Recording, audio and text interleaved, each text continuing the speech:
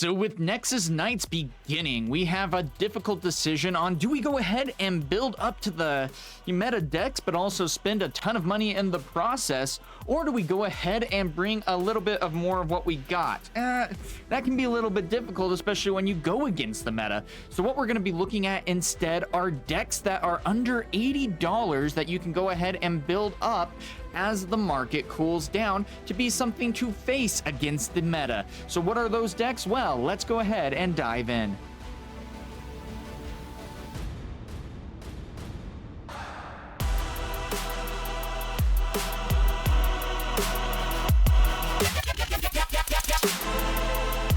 So that's going to be the hardest part. Last video, we made decks that were under 200. Those were decks that had a couple of meta cards to help really take it to those that are going to be building the full Kaisas, the full Yi decks, and still be able to stand a chance. That, of course, is going to be a little bit more expensive. I mean, $130 for Jinx in this case.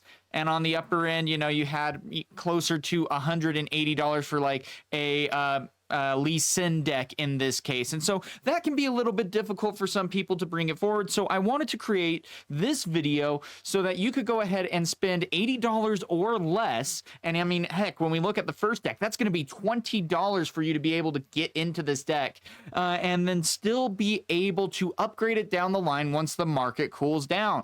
As we all know, we want to play this game. We love Riftbound, and we want to be able to play and bring it to our local game stores at the Nexus Nights without absolutely breaking the bank, while still being able to have a fun time and standing somewhat of a chance. It sucks when you sit down and you look at the other side and you have your structure Viktor deck and you're like, well, I'm going against full-fledged Kaisa. That doesn't necessarily feel great. So we're going to be taking a look at easy things that you can do to be able to build a competitive deck without, of course, breaking the bank. Okay, so with that, of course, we are going to be looking at, first and foremost, Teemo. You can see him right here. Now, with that, it's going to be interesting because Teemo is going to be one of the legends that you could easily build up down the line. You're going to need some Thousand Tail Watchers and things of that nature, of course, but you're going to be able to do so pretty cheaply. All in all, Thousand Tail Watcher should be falling down to $20 to $15, what we saw previously. Should go down to that in probably a month and a half or so, hopefully. But at the same time, it very well could be argued that Teemo is the third best deck in this current meta. We do, of course, have Kaisa at the first and foremost, just being consistency and the overall power of this deck. Then we also have Master Yi for his legend ability and also how powerful Deadbloom Predators can be to taking occupied battlefields, and then having 10 might due to the Master Yi ability of adding +2 might when defending alone. That's so difficult to have to face against, and so Teemo does a really great job at not breaking the bank, but also still being able to be extremely competitive. Now, he'll be running things like Dr. Mundo and things of that nature because he's going to do a great job on getting cards into the gray or into the trash in this case, and then being able to capitalize mid to late game against your opponent. And that's where Teemo really shines. His legend ability is also extremely good as well. Instead of paying a power cost or recycling one card from your rune zone to the bottom of the deck, instead you just have to pay one, which means that you are able to keep out more runes easier and still be able to then go ahead and play this game and, you know, ramp up to where you need to go. So if you look at this option, this of course is going to be a $20 option. And of course, I'll show the prices at the end of these slides. But this is such a fun deck. Now, of course, Stack Deck is falling in price. Luckily, we did see Stack Deck at around $5 previously. It has been falling over the days as well. Awesome. It's an uncommon, so it should be something that is out there. Now, of course, this deck is going to be thriving on, of course, on being able to capitalize against your opponent. Now, you have some really fun stuff that you are going to be able to utilize here. Traveling Merchant is going to be one of the best cards that you want to open with. He's going to be able to then, every time that he moves, he will go ahead and discard a card and draw a card. That's going to be your bread and butter for the end of the game with Dr. Mundo and Rasha the Sunderer. Both cards pretty cheap as well, which is amazing because they have such great abilities that we'll break into a little bit later. You could, of course, go ahead and switch out acceptable losses. There is only one. There are going to be two in the side deck, but that's just in case you happen to run into some gear. You're able to go ahead and capitalize that. I would switch that out for another sneaky deckhand if you so choose. Sneaky deckhand is going to be one of the best openings on getting you a lot of points easy and early on. Your opponent doesn't necessarily see it coming, and you have a lot to be able to utilize as well. So you go ahead and play out sneaky deckhand to a battlefield, and you get to choose which battlefield it might be, and it could be the very one that they don't want you to go to that can also give you maybe some good benefits early on. Battlefields are able to do that, and if your opponent selects one that you go well into, awesome, that's even better. And sneaky deckhand is so good at that, especially when a lot of people have 2, maybe 3 might in the early game, and you'll be able to capitalize on that pretty quick, potentially even getting 2 points in that case. And that can be such a big difference maker. Then, of course, we are doing stack deck and lecturing Yordle to maintain some good card draw. That's going to be the biggest thing, is that we need to be able to refill our hand to be able to find our answers. And we even have Consult of the Past, which is going to be able to be played as a hidden card. So basically you pay 1 to be able to draw multiple cards and add them to your hand. Just such a great card in that case. Now, at the end game, you are going to be using Dr. Mundo, and man, is he scary, because as many cards as you have in your trash, he gets +1 might. So the turn that he ends up coming in, you are going to be able to utilize his full power, and then at the upkeep, you're of course going to be recycling 3 cards to the bottom of the deck. And that, of course, can make him lose some power very quickly. But again, before you end up utilizing him further, you can then play out your entire, hand for the turn, rebuff him up for the cards that you just put in, and then utilize things like Ride the Wind to just move him from one battlefield to the other. And that's going to be something that's really helpful as well, because you are going to be able to go and you'll take a battlefield and then be able to play Dr. Mundo out to this battlefield, and he's going to be at near probably 20 might in this case, and your opponent is going to be like, there's literally nothing I can do about this, and that's exactly what you want. And you can also clear entire battlefields. If you play Mundo out to your base and then have something like Ride the Wind, you can then just send him straight into the battlefield on the turn that he comes out to a very occupied battlefield and just wipe it out. Really great feeling there, and able to do so much on getting that work done. Then, of course, after that, Ride the Wind says that he is ready after that. So if you don't want to risk him holding the battlefield, depending on what your matchup might be, you can move him right back to base. He's alive for the next round to attack in again. And so that can be such a big difference maker. Now, also with that, Convergent Mutation is insane. Now, the card has been errated. It does last till end of turn. It doesn't necessarily state that on the card. It will in the future. And so keep that in mind. Side note, backing up a second, Ride the Wind. Some of you were asking in the live stream yesterday, you can move from one battlefield to another with Ride the Wind, regardless of if your opponent actually has ganking.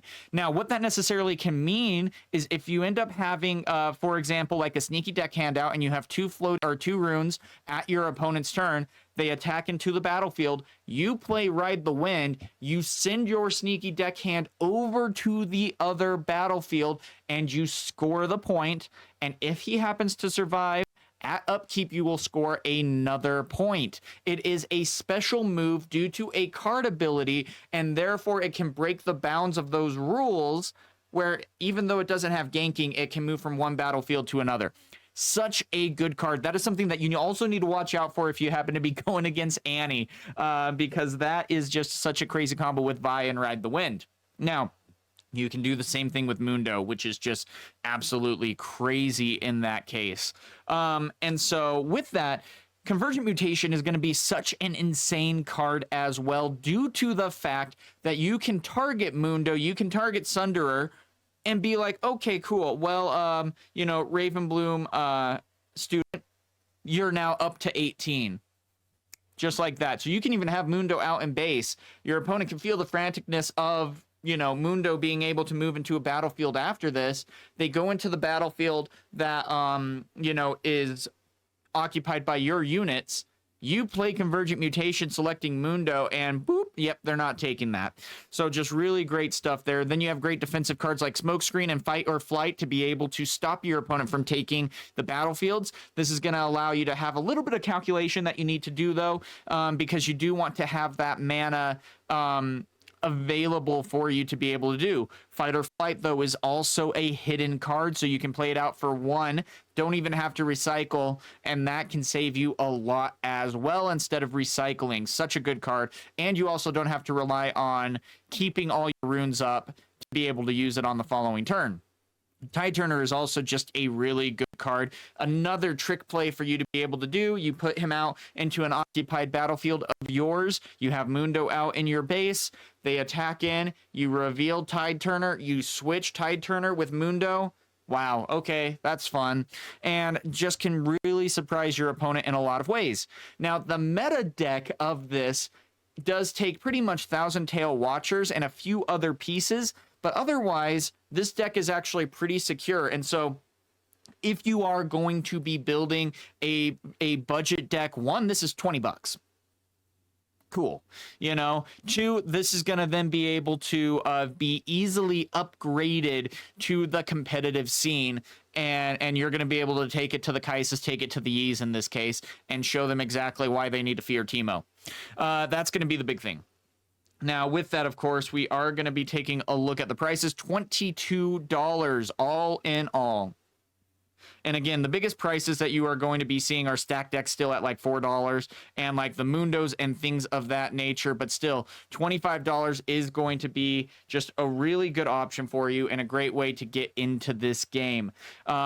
And again, this is going to be a great chance for you to go ahead and take that step back, wait for the market to cool down, and then you're able to go in and continue to upgrade things as they come. If you end up going to a Nexus Night and you end up pulling a Thousand Tail Watcher, awesome. It's only a rare, so you should be able to pull it and, you know, start to upgrade as such. So some really cool stuff to be able to utilize there. Now, of course, next, you saw it, we are going with Viktor.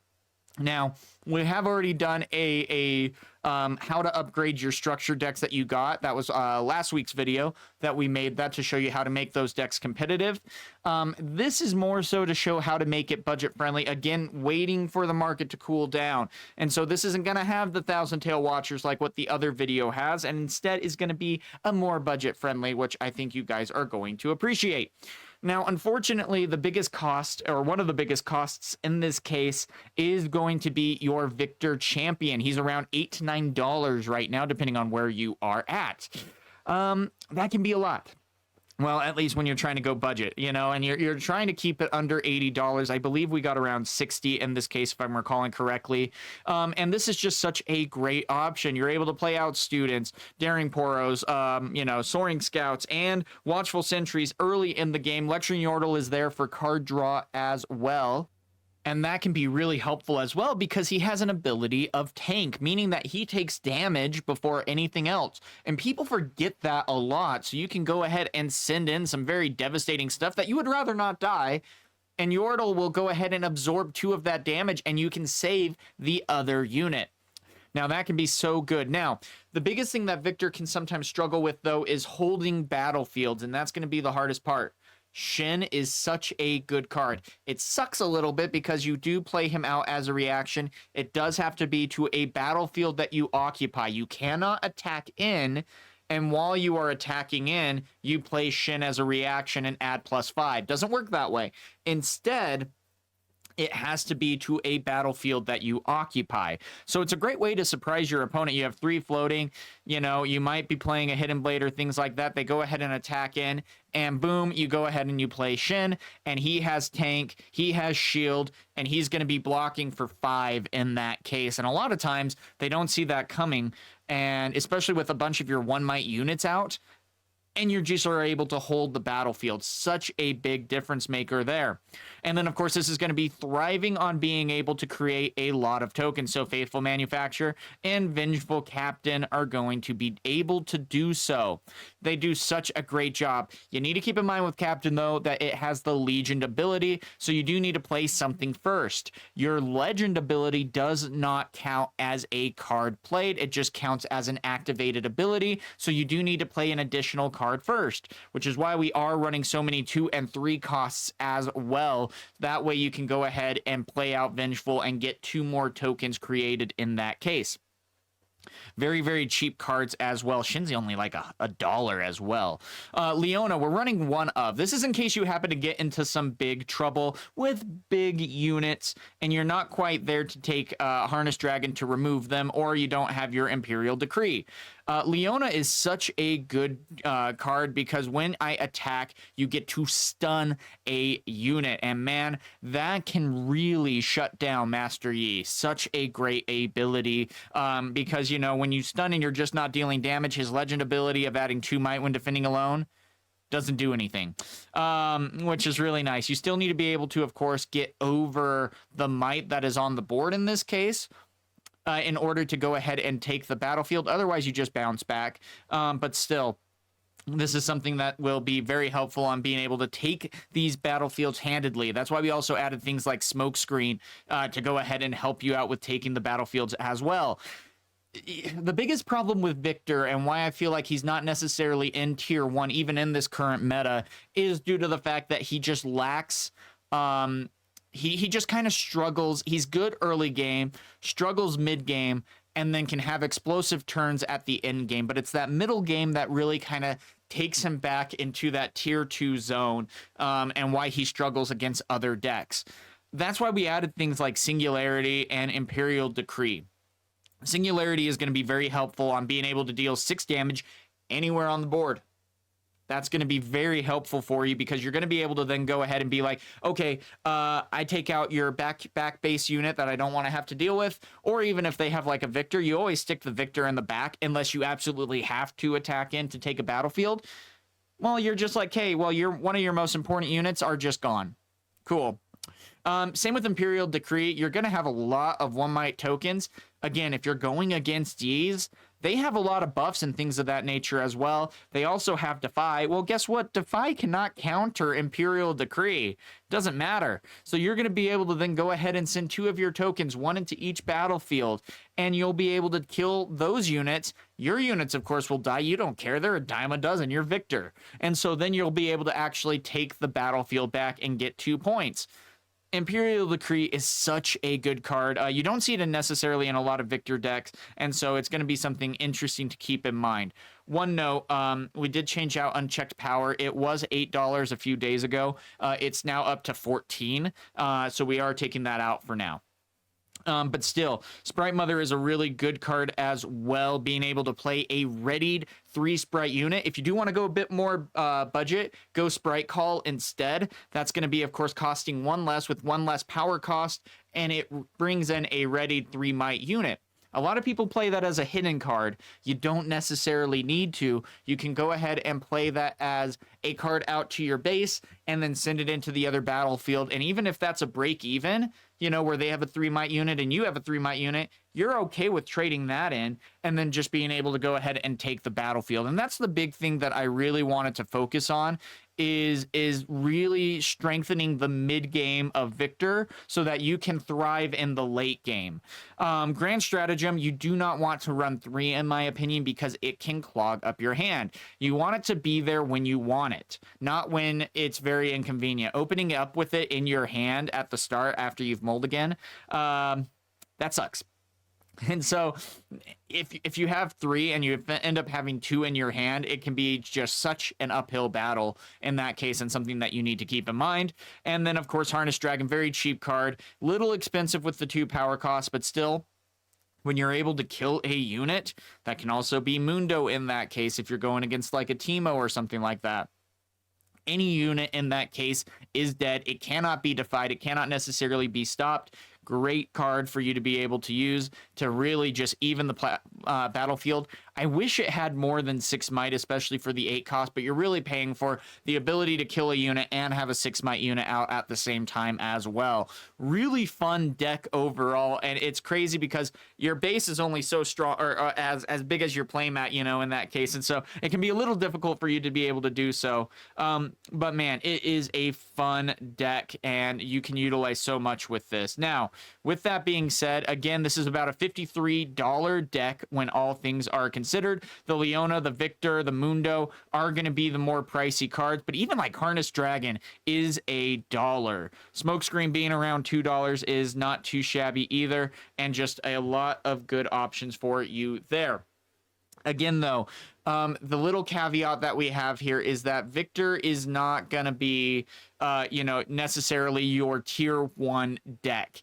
You're still going to be able to win some of those games, of course, but even after you fully upgrade Viktor with like the Thousand Tail Watchers and things of that nature, you're still going to struggle a little bit in a lot of the matchups, especially the Master Yis and the Kai'Sas in this case. The Kai'Sa removal is just so difficult to have to deal with, and how fast Kai'Sa can move just so many units that are just ready to attack in. It gets crazy fast. And so that's something that you just need to keep in mind. Viktor is probably tier 2 in this case, but still is a very fun deck to play. And especially at your Nexus Nights, there's only going to be so many people who are going to be playing the meta decks, and a lot of people are just going to be playing the decks that they enjoy. It's casual. You get a pack per win. So if you do really enjoy Viktor, go ahead and have fun with him. Bring him to your locals, and that is going to be some really cheap upgrade options for you to be able to do so. And so excited to see what that is going to keep in mind for you guys there. And next, saw your comment. Some people wanted Leona. Don't blame you. Leona is just a really fun deck. And the difficult part with Leona is that if your units get taken care of and removed from the board, it can be very difficult for you to come back into the battle and continue to apply pressure, especially against the decks that have Accelerate. And if you're spending a turn rebuilding your board, you're going to get even further behind, so you got to be so careful on that dynamic. And so in this case, we are playing a little bit more of an expensive card with Green Leona, but that's because when your opponents are at, 5 points or more, well, she just comes in ready. And then stunned enemy units here have -8 to a minimum of 1. What's going to be able to get around that, And so that's going to be something really fun to be able to do in this case, and something to get you back in the game. Now, let's go ahead and take a look at the deck list. So this is going to be a couple of options now. This is the hard part. Zhonya's Hourglass is about an $8 to $10 card right now. That's going to be the biggest cost in this case. Tasty Fae Folk is also even moving up now to $5 to $6. It's becoming a staple for a lot of people, and rightfully so. It is such a good card. It was $2, I think like 2 or 3 days ago, and now it's just shot up in price. But it is just a very easy card to pull as well. So, it will come down. Now, Hourglass is going to be an interesting one as well, because Zenith Blade was the card that was in its place, and you do actually play both. The issue is Zenith Blade is $27 a piece. Zhonya's Hourglass is still a really good card at $8, and that's going to be the thing that we're kind of like, it's bringing up the price, but it's needed. You can still go ahead and definitely switch out the Zhonya Hourglass for something else in this case that definitely makes it a lot more budget friendly. That again is going to be taking off probably $25 from your price, which is going to be extremely helpful there. Charm, again, you're only seeing one charm because it is a little bit situational. I would almost even switch out Zhonya's Hourglass for Blitzcrank. Not necessarily the best option, but when you have an occupied battlefield and you go ahead and play Blitzcrank, you can just go ahead and basically charm them over, and it's a $1 card instead of an $8 card, so that can be a great option for you as well. Now, Leona is going to be great as well, the yellow Leona, because when you go ahead and attack in, you are going to be able to stun a unit. Now, don't make the mistake of moving them over, or moving a enemy unit over with charm. Leona is officially defending when you do that, so don't make that mistake. You will not get the stun. But still, this is definitely a great option here to be able to get some good options. You have a on guard, you have discipline. Mask of Foresight is really good because whenever you are attacking or defending alone, you get +1 might added, and that can be a huge difference maker as well. Not only that, you do also have Find Your Center to help get some ramp going, and you know, you can just go ahead and be able to draw one and ready a rune exhausted. So this is just a really great option to get up to where you can get Tasty Faithfolk out. Now, I love Tasty Faithfolk, and a lot of people are realizing why. Because when you go ahead and you kill Tasty Faithfolk, it doesn't feel good. Your opponent is gonna then go, or like you as the opponent with Tasty Faithfolk is going to be able to then channel 2 runes exhausted and draw a card. I mean, that's just insane. A lot of fun stuff to be able to do there. Now, Call to Glory is going to be one of the surprise cards of this deck, something to really catch your opponent off guard. You can be all tapped out and then just spend a buff from anywhere on the board. It doesn't have to be where you're actually going to be targeting your unit in this case. No, not at all. And then you can just Call to Glory and add +3 to even like a buffed unit as well. So that's a total of 4 in that case added, and that can be a big tide shift for you to be able to hold the battlefield when someone is attacking in. Man, it is just such a good card. Now, Set is going to be interesting as well because you are going to be able to add, you know, might to him for each buffed unit that is with him. That can be really good. Fiora, of course, when she is mighty, aka when she is 5 or more, so you buff her, and then she'll be at 5. She gets deflect, ganking, and shield in that case, and that is just going to be insane as well, especially for 4. You're already going to be stunning a good amount, and so then to also be able to have her mighty in that case. Yeah, and Eclipse Herald is a really interesting card because when you stun an enemy unit, you can ready me and give me +1 might this turn.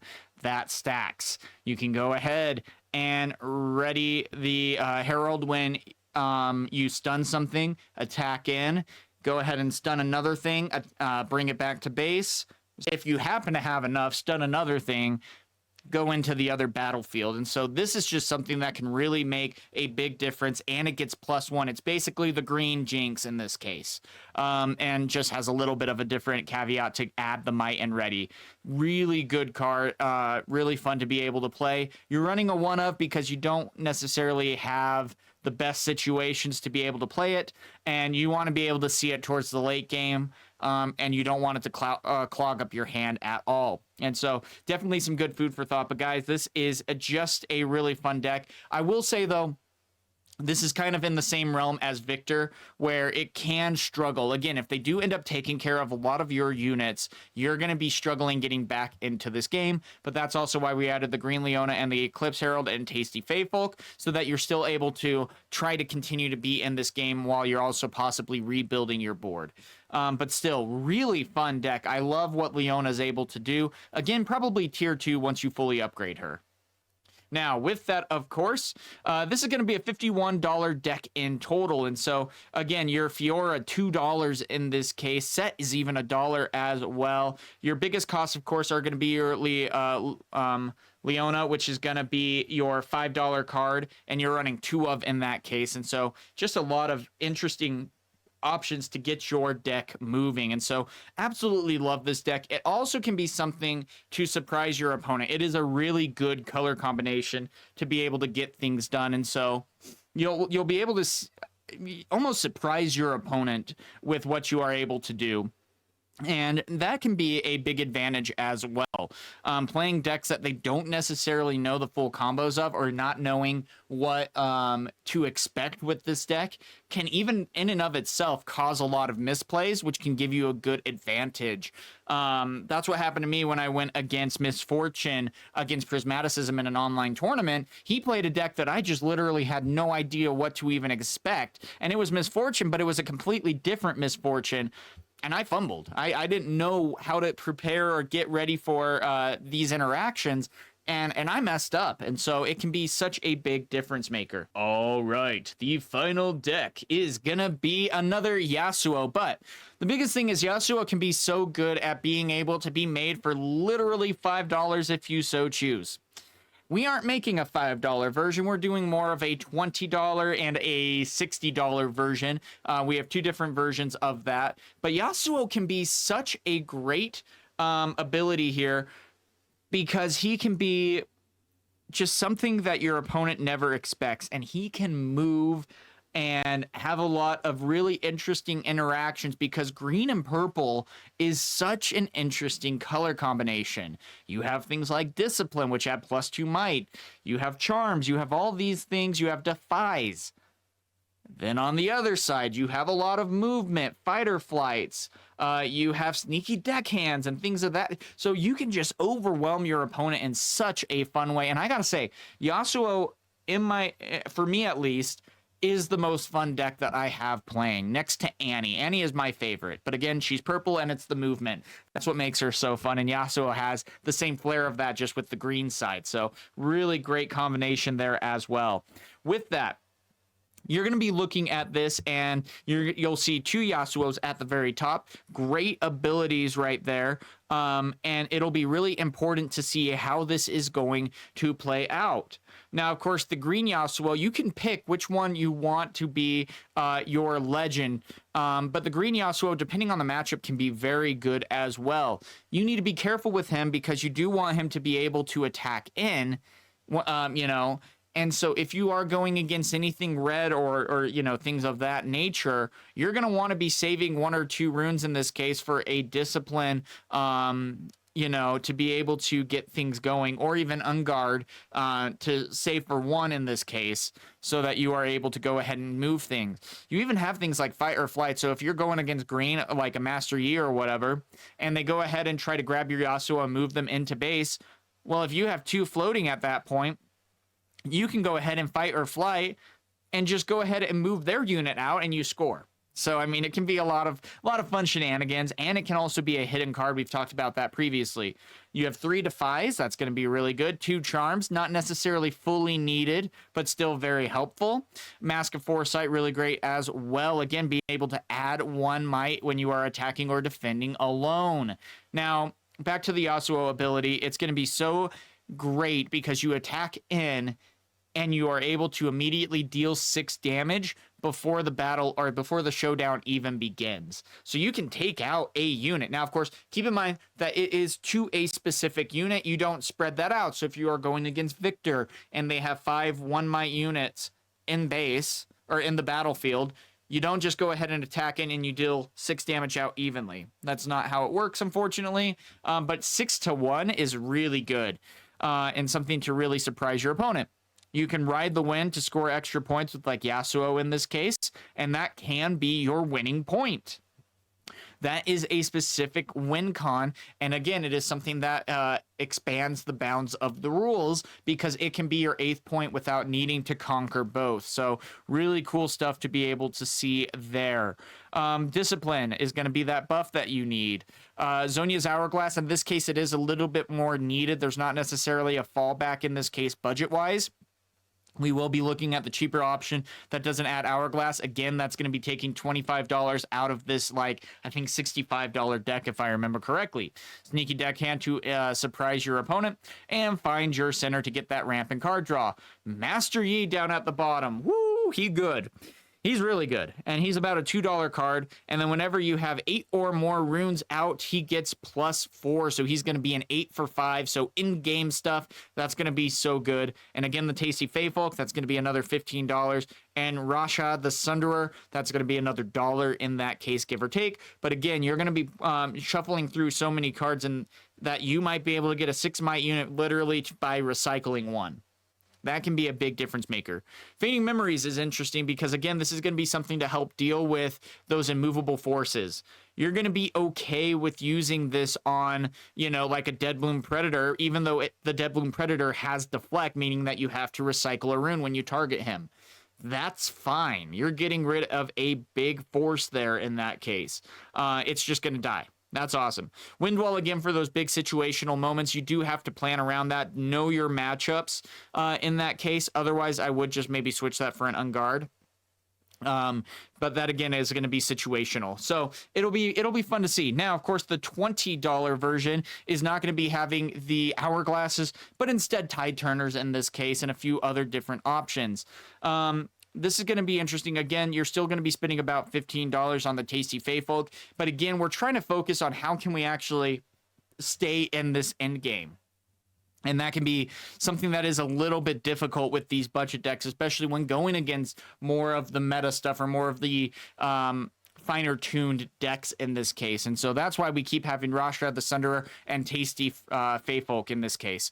Can be a very big difference maker. Tide Turner is going to be really good as well, and just some really fun stuff. But man, Yasuo, such a fun deck, and so good at being budget friendly in this case. Yeah, we're looking at $67. Now, of course, that is going to be $10 of shipping. Purple Yasuo is going to be $5. That's going to be one of your big cards. And then Hourglass at $8. But even the Master Yi is $2. Tasty Feyfolk, $5. Blitzcrank at $1 as well, if you do want to run those as an option. And so it's just such a great option to be able to give you a lot of utilization. And again, this is the good groundwork to be able to move things forward and upgrade your decks. And there was a Yasuo that ended up playing in the National Open in China, where there were over 2,000 competitors, and he ended up getting 70th place overall. That's really good. And that is seeing Yi's and Kai'Sa's on the regular, being that it was literally over 50% of the field for those two decks, and he was still able to get 70th place. That's awesome. And so that's going to be the deck list. I'll put that up real quick. And that'll be something to keep in mind to build towards in that case. It's going to be a great deck, and that'll be really fun to be able to see. And again, this is going to be something to really help you get into this market easily. Go find your Discord, your local game stores, your communities. When we went to our first Nexus night, everyone there had what was bringing all their trades, even the bulk stuff. Everyone here just is wanting to build up their decks and wanting to be able to play this game. And it's really awesome to be able to see, because, man, it's a great game. And already we had, I think, 28 people show up for our Nexus night. And that's just so cool to be able to see. This game is very exciting, and there's a whole flood of people coming in. We had a lot of Magic players that were just tired of the gameplay and the power creep and things of that nature. But especially with people who are playing multiple card games, it can be very difficult to try to get into a brand new one, especially when the market just goes whoop, and you're like, oh, well, now I'm not playing. No, you can still play. And not only that, you can have a good chance at being able to take the game to your opponent and even potentially winning. So keep that in mind as we continue to go through this. Don't give up. And again, build one of these competitive decks. And then as the market falls over the next month, 2 months, you will then be able to upgrade it to a competitive deck and really shock your opponents. Of these budget decks, I would recommend building Teemo first and foremost, just because he is probably the third best deck in this game, arguably, especially just for consistency and power. Teemo is probably the third best. After that, I would probably go Yasuo for the budget-wise, and also just for the ability to surprise your opponent there, and just the overall power as well. The advantage of your opponent not knowing what Yasuo is able to do can be such an advantage in and of itself, and it's not going to break your bank. Neither is Teemo necessarily as well. Both decks are really good and have a lot of potential, especially as we continue to get additional sets. Now, of course, that's going to be February, but still, we can dream. But anyway, guys, let me know what you think about all of this. Let me know what decks you might want to see as a budget down below. Happy to do these more. It's so fun to be able to build. Now, of course, Kai'Sa budget is not going to be possible. Yi budget is a little bit possible, though. A little bit more wishful thinking just because of Dead Bloom Predators, but still possible. But anyway, let me know down in the comments below. But until next time, guys, have a good one.